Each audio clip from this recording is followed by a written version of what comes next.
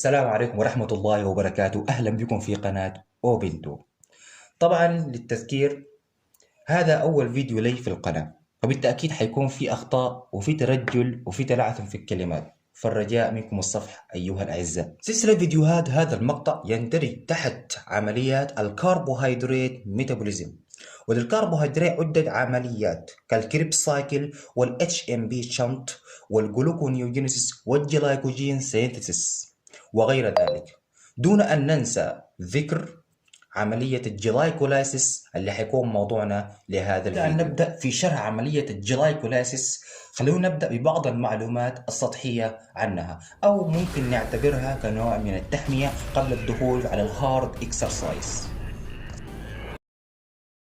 أول سؤال يخطر على ذهني: ما هي الفائدة المرجوة من هذه العملية؟ هذه العملية تساهم بشكل كبير وفعال لإنتاج الطاقة، أي بلغة الجسد تنتج لنا ATP. بعد معرفتنا بفائدتها يبقى السؤال المهم: أين تحدث هذه العملية فعليا؟ جميع التفاعلات والإنزيمات اللي حنذكرها في هذه العملية تحدث جميعها في السيتوسول وليس في الميتوكوندريا. من كنوز المعلومات اللي تعرفنا عليها في الابتدائي أو الثانوي أو المتوسط أو حتى من معلوماتك العامة أن الميتوكوندريا هي المنتجة الفعلية للطاقة. أنا أقول لك نعم، أنت لست بمخطئ، لكن ما يحدث فعليا في عملية الجلايكولايسيس تكسير الجلوكوز إلى مركب أقل منه، يعني تكسير الجلوكوز إلى مركب يمكننا من الحصول على الطاقة. فكلمة جلايكولايسيس جاية من كلمة جلايكو معنى جلوكوز، أما لايسيس معنى تحليل، أي تحليل الجلوكوز إلى أقل مركب يمكننا من الحصول على الطاقة.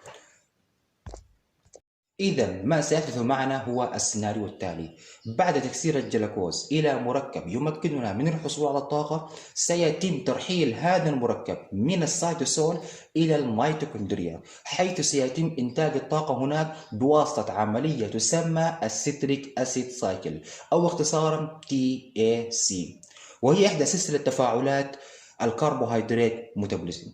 وتبعا لهذا السيناريو فحيكون فيديو قادم حيتحدث عن الستريك أسيد سايكل. الآن أصبحنا شبه جاهزين لدخول العملية. بما أنه في العملية حيكون في تكسير وتحليل، فبالتأكيد حيكون تحت إدارة وإشراف الإنزيمز. فخلونا نتعرف على 5 ضيوف شرف معنا اليوم. أول أستاذ معنا إنزيم الكاينيز. هذا الإنزيم أشبه بالمحرك، فهو متخصص في نقل مجموعة الفوسفات جروب من وإلى المركب. بمعنى آخر، إما أن يضيف مجموعة الفوسفات جروب إلى المركب، أو أن يحذف مجموعة الفوسفات جروب من المركب. إذا لاحظت هذا النوع من النشاط فتأكد أن الكاينيز متواجد تحت الخدمة. الأستاذ الثاني اللي معنا إنزيم الدي هيدروجينيز. هذا الإنزيم يعمل تحت مسار ذو اتجاه واحد، حيث يقوم بأخذ الهيدروجين من المركب.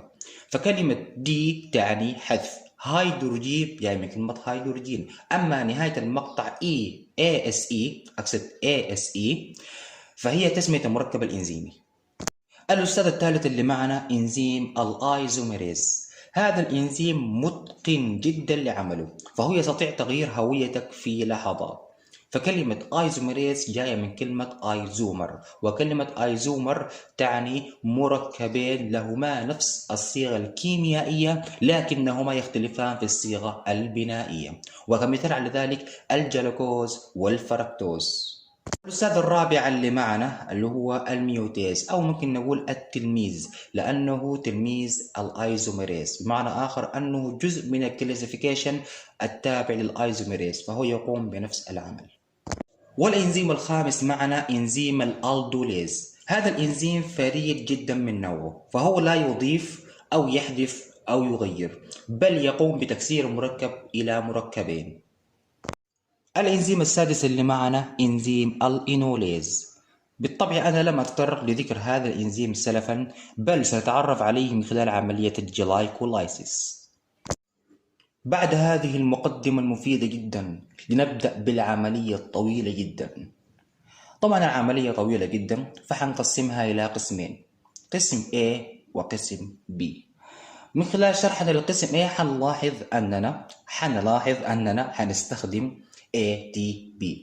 طبعا حاجة غريبة جدا، لكن هذا ليس بالغريب. بالمنطق كده يا أولاد، إذا بدأت في مشروع لازم تخسر فلوس أو تدفع فلوس عشان يطلع لك فلوس. وقعت النقطة دي؟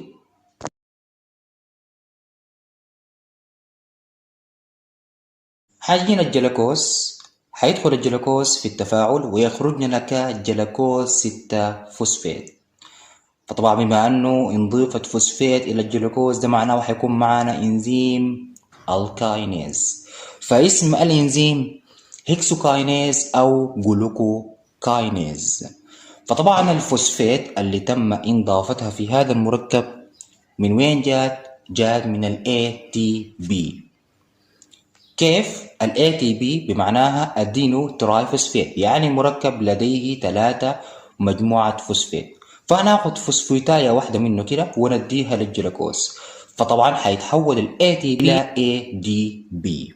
أما بالنسبة للجلوكوز 6 فوسفات فمعناه مركب الجلوكوز المكون من 6 كربونات تحتوي على مجموعة الفوسفات في الكربون رقم 6. أما إنزيم الهكسوكاينيز أو الجلوكوكاينيز فهما نفس المعنى. هيكسو جاي من كلمة هيكس معناها 6، والجلوكوز مركب من 6 كربونات، أما الجلوكو جاي من كلمة جلوكوز. الجلوكوز 6 فوسفات حيتحول للوجه الآخر له اللي هو الفركتوز 6 فوسفات. فمين حيكون معانا؟ الايزوميريز. فاسم الانزيم فوسفوجلوكو ايزوميريز. فوسفو جاي من كلمة فوسفات الموجودة في الجلوكوز، وجلوكو جلوكوز، وايزوميريز اسم العمل الانزيم. الفركتوز 6 فوسفات حينضاف إليه مجموعة فوسفات جروب فيصبح لدينا فركتوز 1,6 بس فوسفات. الفوسفات بما أنها انضافت فده معناه أنه عندنا إنزيم الكاينيز، فاسم الإنزيم فوسفوفركتوكاينيز. ومن وين تحصلنا على الفوسفات؟ تحصلنا عليها من ال ATP، فيدخل ال ATP ويخرج ك ADP. مركب الفركتوز 1,6 بس فوسفات تعني مركب الفركتوز المكون من 6 كربونات يحتوي على مجموعة فوسفات في الكربون رقم 1 والكربون رقم 6. أما كلمة بس فتعني ثنائي، يعني في 2 فوسفات في هذا المركب. المركب فركتوز 1,6 بس فوسفات حيتم تكسيره إلى مركبين بواسطة إنزيم الألدوليز. المركبين هم الجليسرالدهايد 3 فوسفات والداي هيدروكسي أسيتون فوسفات. المركبين مكونين من 3 كربونات، لكن الداي هيدروكسي أسيتون فوسفات ما حيفرح كتير لأنه حيتم تحويره إلى الجليسرالدهايد 3 فوسفات بواسطة إنزيم الأيزوميريز. فاسم الإنزيم ترايوز فوسفات ايزوميريز.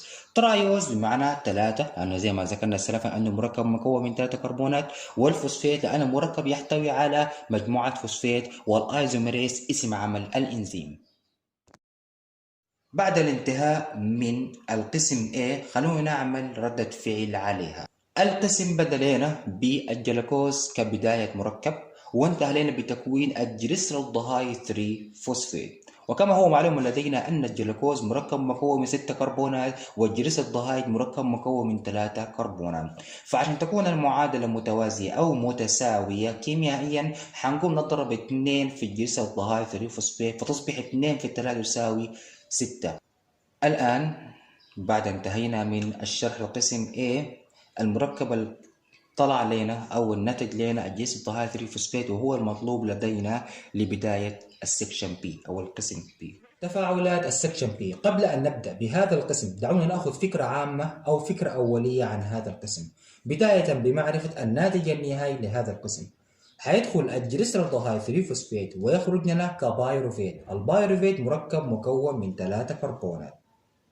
فممكن نستنتج كاستنتاج أولي أن ما سيحدث خلال هذا التفاعل ما حيكون في تغيير في عدد الكربونات، بل حيكون مجرد تفاعلات تسلسلية كإضافة فوسفات باستخدام إنزيم الكاينيز، أو حذف الهيدروجين باستخدام إنزيم الدي هيدروجينيز، أو التغيير للوجه الآخر للعملة باستخدام الميوتيز. أول تفاعل معانا هو أصعب تفاعل. حيدخل الجليسرالدهايد 3 فوسفات ويخرج 1,3 بسفوسفوجليسريد. في هذا التفاعل حيتم انتزاع هيدروجين بواسطة إنزيم الديهيدروجينيز، وحيتم إضافة مجموعة فوسفات في الكربون رقم 1 بواسطة إنزيم الكاينيز. فاسم التفاعل جليسرالدهايد 3 فوسفات ديهيدروجينيز. ليه ما ذكرنا الكاينيز؟ لأن الكاينيز باعتباره تفاعل ثانوي، أما التفاعل الأساسي هو الديهيدروجينيز. هناك علاقة وثيقة بين إنزيم الديهيدروجينيز والنات. فالنات هتستقبل الهيدروجين اللي تم انتزاعه من المركب بواسطة إنزيم الديهيدروجينيز، فيدخل النات بلس ويخرج كنات اتش. طيب نحن عرفنا ال ATP كنوع من النواتج اللي هو باعتباره كنوع من الطاقة أو عملة. طيب ما هو النات بالتحديد؟ النات في أقل معانيها أو أبسطها ممكن نقول أنها كنوع من أنواع الطاقة بشكل غير مباشر، بحيث أنها بتخزن مجموعة من ال ATP ثم تقوم بإطلاقها بواسطة عملية الإلكترون ترانسبورت تشين، أو في معنى بسيط جدا ممكن نعتبرها كنوع من أنواع البطارية. المركب 1,3 بيس فوسفوجليسريد حيتحول إلى مركب 3 فوسفوجليسريد. في هذا التفاعل تم انتزاع مجموعة الفوسفات اللي في الكربون رقم 1 بواسطة إنزيم الكاينيز، فحيكون اسم الإنزيم فوسفوجليسريد كاينيز. الفوسفات اللي تم انتزاعها هيستقبلها ال ADP، فيتحول من ADP إلى ATP. المركب 3 فوسفوجليسريد حيتحول إلى 2 فوسفوجليسريد. في التفاعل تم تغيير مكان مجموعة الفوسفات من الكربون رقم 3 للكربون رقم 2، فده معناه أن المركبين أيزومر. فمعانا إنزيم الميوتيز، وزي ما قلنا الميوتيز عبارة عن كلاسيفيكيشن من الإنزيم الأيزوميريز، فاسم الإنزيم فوسفوجليسريد ميوتيز. المركب 2 فوسفوجليسريد يتحول إلى فوسفوإينول بايروفيت. أخيرا ظهر لنا اسم جديد في التفاعل. في التفاعل ده تم انتزاع الماء أي H2O بواسطة إنزيم الإينوليز، وده الإنزيم السادس اللي معانا في مجموعة الإنزيمز. المركب فوسفوإينول بايروفيت حيتحول إلى البايروفيت، يعني كأننا شلنا الفوسفو ومعاه إينول، شلنا الكلمات دي برا وأصبح لنا بايروفيت. في التفاعل ده حينتزع آخر مجموعة فوسفات لدينا في المركب بواسطة إنزيم الكاينيز، فاسم الإنزيم أو اسم التفاعل بايروفيت كاينيز. الفوسفات اللي تم انتزاعها طبعا حيستقبلها ال ADP ويتحول إلى ATP. في نقطة أخيرة داير أذكرها، السكشن B بنرمز لها في بعض الأحيان بالرمز EGP، أي اختصارا Energy Generating Phase، أي الفيز اللي حيتم فيها إنتاج طاقة. ما حتنتج لنا طاقة بالمستوى ذاك يعني الكبير، لكن نحن قدرنا نستخرج طاقة في المركب ده. استخرجنا أولا ATP، واستخرجنا تاني نات، وتاني استخرجنا ATP، معناه استخرجنا 2 ATP و1 نات. للعلم أن النات زي ما قلنا بخزن مجموعة من ATP، فهو بخزن بالتقريب 3 مجموعة ATP، فده معناه المجموعة كلها حيكون 5 ATP. فممكن تعتبرها كنوع من التعويضات عن الخسائر اللي تم حدوثها في السكشن A. وبهذا نختم شرحنا لدرس اليوم. نقطة أخيرة حابب أتكلم عنها، ما في داعي أقول لكم اضغطوا على زر اللايك أو اشتركوا في القناة أو فعلوا زر الجرس حتى يصلكم أي جديد، دي في النهاية أشياء راجعة إليكم أنتم. فالطلب الوحيد أنكم تعطوني تعليقكم على مونتاج الفيديو أو طريقة شرح الفيديو، سواء كان تعليق إيجابي أو سلبي أو حتى انتقادي. إذا في أي شيء ما توضح لكم من خلال الفيديو يمكنكم التواصل معي على حسابي على التليجرام، وسأحاول الإجابة على أسئلتكم أو استفساراتكم على قدر ما أمتلك من معرفة. ودمتم في أمان الله.